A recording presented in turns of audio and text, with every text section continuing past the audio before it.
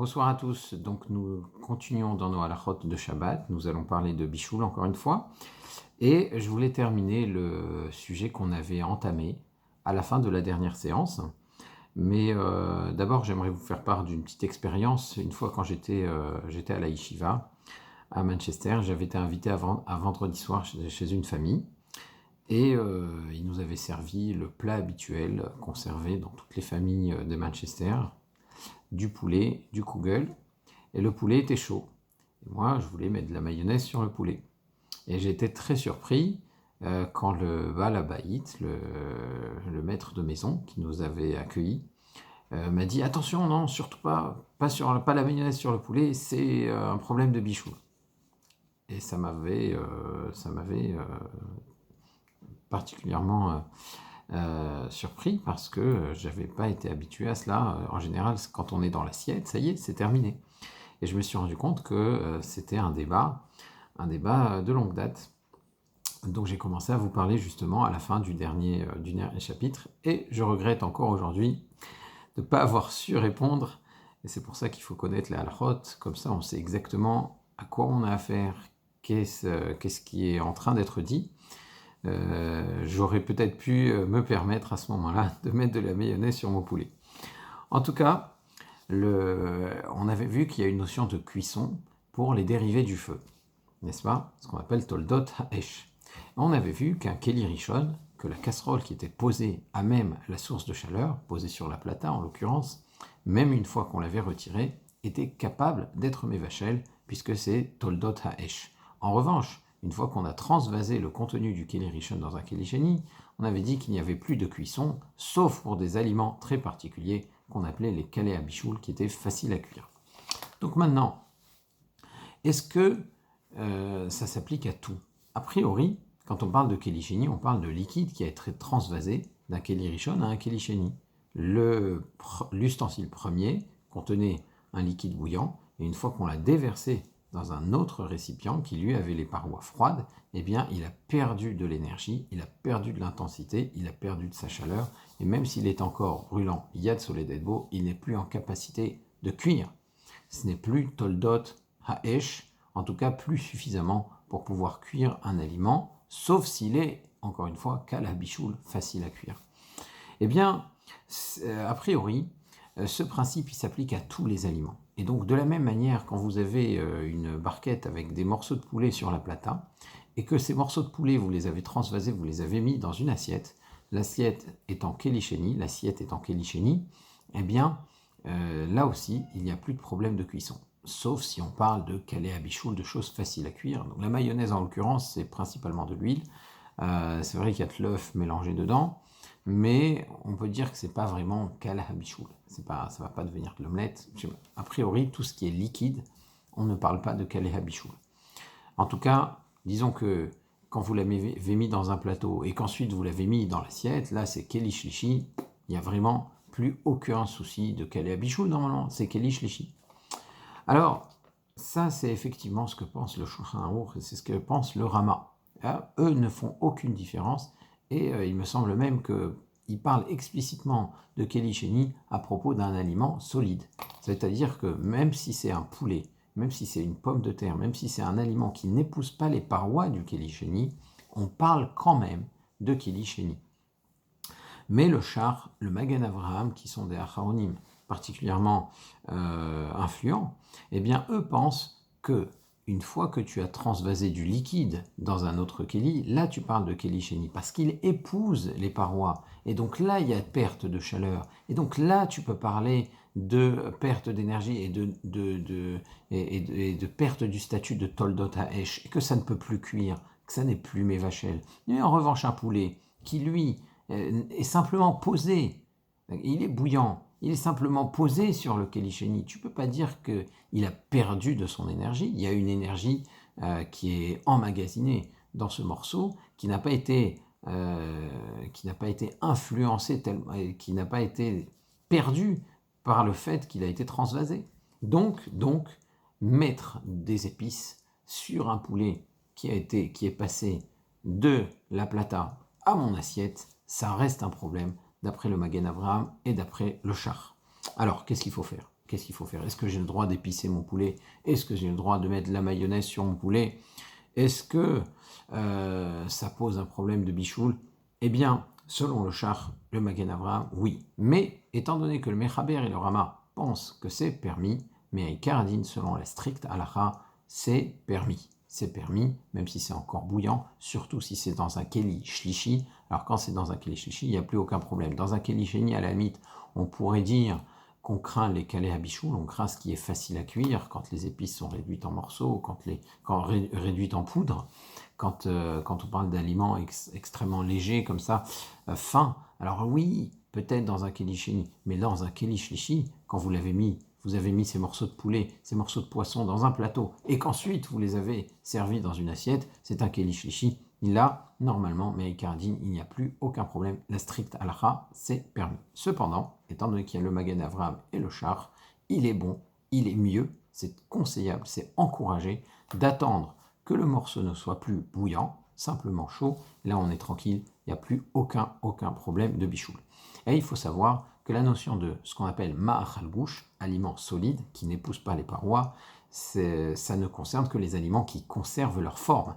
Mais en revanche, les aliments qui sont composés de plusieurs particules, comme du riz, comme des petits pois, comme du couscous, etc., même si c'est posé sur la plata, étant donné que là, on peut dire que ça épouse les parois du keli, du récipient dans lequel c'est transvasé, on parlera à ce moment-là de keli sheni et on conservera toutes les règles dont on avait parlé à propos du thé. Donc un keli sheni, ce n'est pas mévachel, sauf cas très particuliers, sauf aliments très fins, où il y a lieu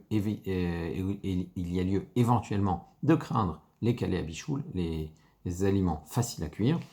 Et enfin, dans un keli shlishi, il n'y a plus de cuisson. Est-ce qu'on peut réchauffer un aliment? Un aliment déjà cuit, est-ce qu'il est sujet à la cuisson? Ça veut dire que j'ai fait cuire des schnitzels, je les ai mis dans mon réfrigérateur. Est-ce que quand je les réchauffe, c'est une mélacha? Est-ce que ça s'appelle cuire? Pourtant, c'est entièrement cuit. Est-ce que on a le droit de réchauffer des aliments pendant Shabbat? Alors, vous me direz, on a l'habitude de réchauffer des aliments pendant Shabbat. Mais sur quoi s'appuie-t-on? Peut-être que c'est une cuisson.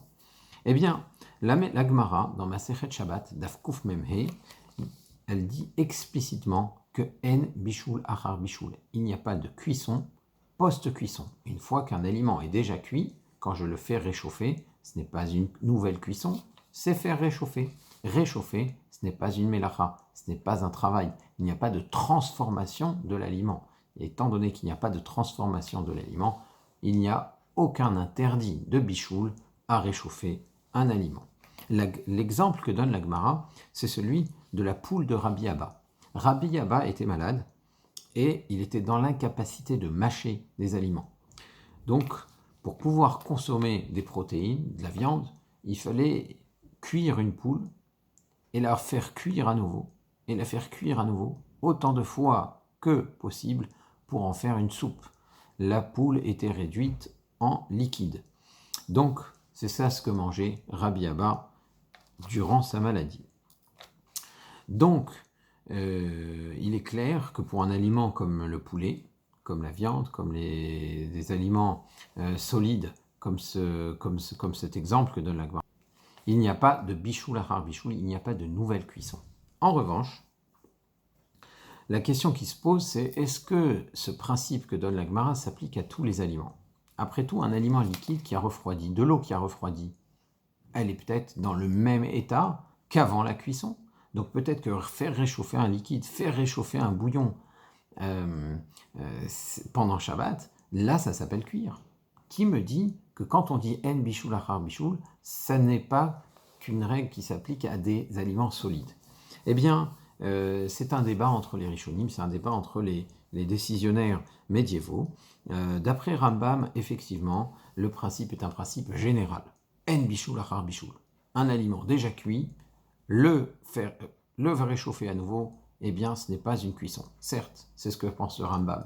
Mais, étant donné qu'on parle d'une mélacha de la Torah, d'un interdit de la Torah, le Shulchan Aruch va trancher comme les avis les plus stricts. C'est-à-dire qu'on parle de bichoul achar bichoul pour ce qu'on appelle davar lach, pour un aliment liquide. Un bouillon qui a refroidi, il est absolument interdit de le réchauffer pendant Shabbat. Parce que le principe de en bichoul achar bichoul ne s'applique qu'aux aliments qui ressemblent à l'exemple donné par la Gemara. Des schnitzel, du poulet, des pommes de terre, tout ce qui est solide, tout ce qui est sec, tout ce qui est yavesh, du riz, des petits pois, tout ce qui est donc qui ne ressemble pas à l'eau ou à un bouillon. Alors à ce moment-là, effectivement, une fois que ça a été transformé, une fois que ça a été cuit, le réchauffer pendant Shabbat n'est pas un issour, n'est pas une mélacha. Mais un liquide, un bouillon, une soupe, une daffe dans lesquelles, au fond de laquelle il y a un jus qui a de l'importance, donc on ne peut pas dire qu'il est annulé. Dans tous ces cas-là, le liquide froid, quand on le fait réchauffer à nouveau, eh bien c'est une mélacha de mévachel selon la décision du Shulchan Aruch et du Rama. Donc il est formellement interdit, si on a rangé un bouillon dans le réfrigérateur avant Shabbat ou même pendant Shabbat, de se dire tiens, peut-être je vais ressortir ce bouillon, je vais le mettre à nouveau sur la plata, je vais le faire réchauffer pour servir aux enfants qui préfèrent ce plat-là que l'autre plat, etc. C'est formellement interdit. On ne peut réchauffer pendant Shabbat que des aliments solides. Les aliments liquides, à partir du moment où ils sont froids, sont concernés par l'interdiction de Mévachel. Alors, est-ce qu'on a le droit de... comment donc poser à nouveau une casserole sur la plata? Quelles sont les restrictions? Quelles sont les conditions à respecter pour qu'une casserole qui a été retirée de la plata puisse y être reposée à nouveau? Et bien pour ça, il faut déjà passer en revue d'autres interdictions que les Chachamim ont imposées concernant le bichoul, concernant la mélacha de Mévachel, le travail de cuire. Donc tout d'abord, il y a certaines actions qui, bien qu'ils ne présentent pas de cuisson, sont interdites quand même par les Chachamim. Il y a, par exemple, le fait de poser un aliment cru près d'une source de chaleur qui pourrait cuire cet aliment. Ça pourrait cuire cet aliment, c'est en mesure de la cuire. Alors moi, je veux le poser juste pour le réchauffer. J'ai des fruits, par exemple, qui sont très très froids dans le réfrigérateur. J'ai du mal à les manger comme ça, à cette température-là. Je les mets sur la plata, le temps de les réchauffer. Oui, mais le problème, c'est que ce qui risque de se passer, c'est que je vais les oublier. Donc je risque de les oublier. Et si je les oublie, ils vont pas seulement chauffer, ils vont commencer à se transformer, ils vont commencer à cuire. Et à ce moment-là, quand j'aurai posé mon fruit froid sur la plata, eh bien, j'aurai transgressé la mélacha de Mévachel. Pourquoi? Par simple oubli. Mon oubli a fait que j'ai déposé un aliment cru et je l'ai laissé finalement cuire en l'oubliant sur la plata. Donc ça, c'est ce qu'on appelle Shemé Yevachel. Je ne peux pas poser un aliment cru sur une source de chaleur où il y a une possibilité que cet aliment finisse par cuire. Même chose, je veux réchauffer un biberon.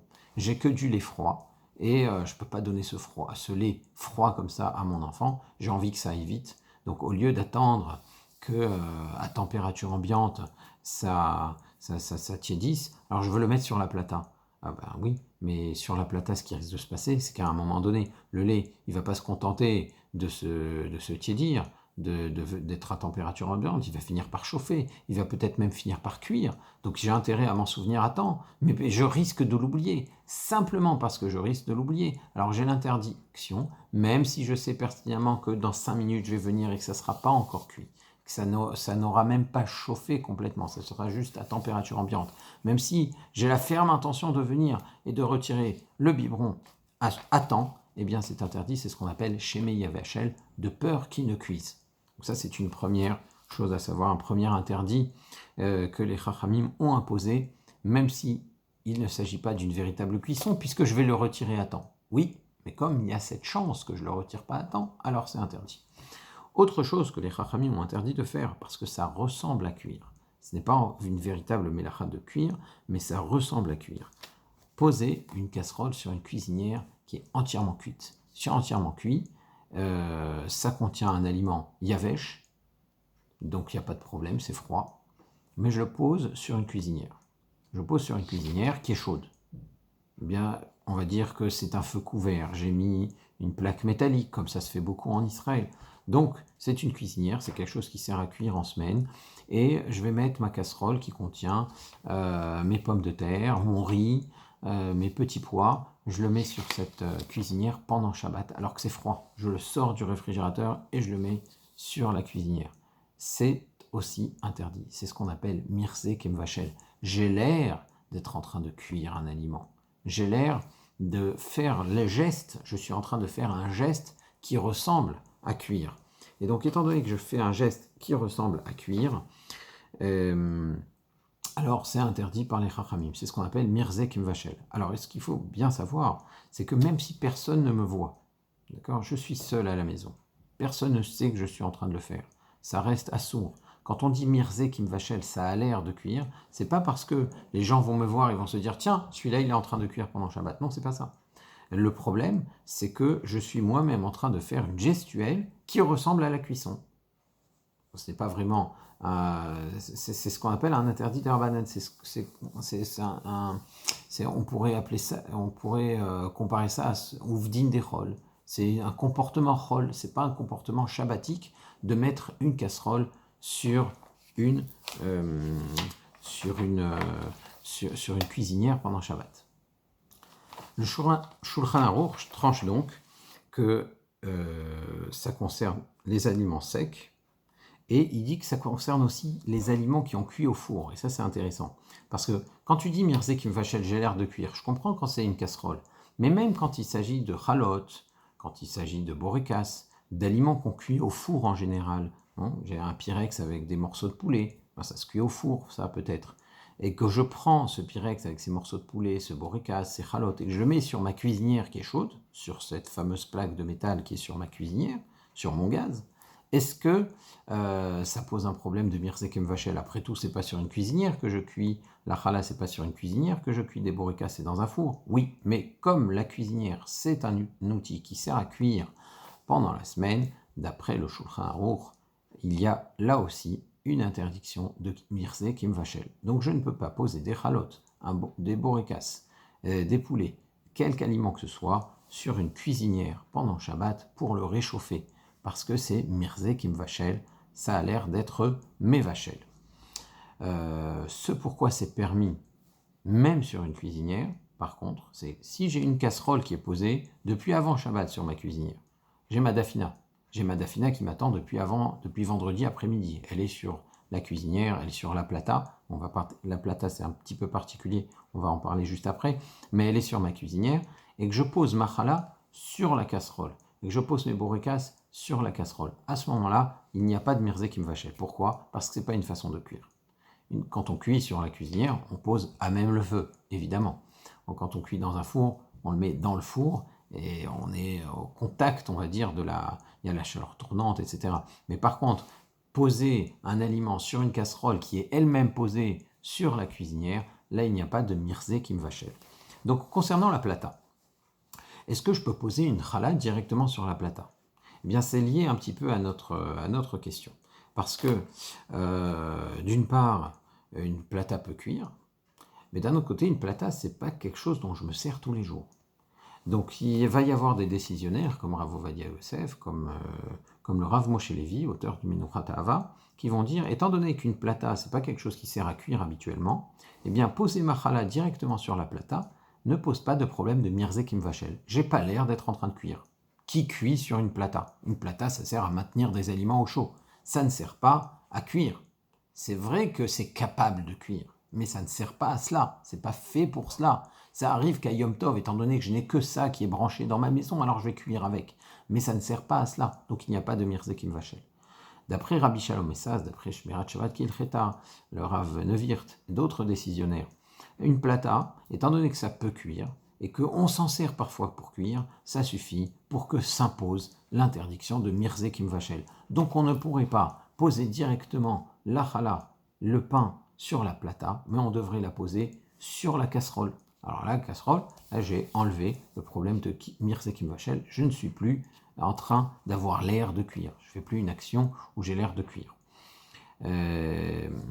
Donc, Meikaradin, on pourrait s'appuyer sur le Rav Moshe Levi, sur le Rav Ovadia Yosef et poser la challah directement sur la plata. Cependant, pour éviter tout problème, ce qu'on pourrait faire aussi, c'est de retourner un plateau, de retourner une casserole sur la plata et poser la challah dessus. Alors à ce moment-là, on pourrait, d'après tout le monde, poser la challah sans que ne se pose le problème de Mirzekim Vachel.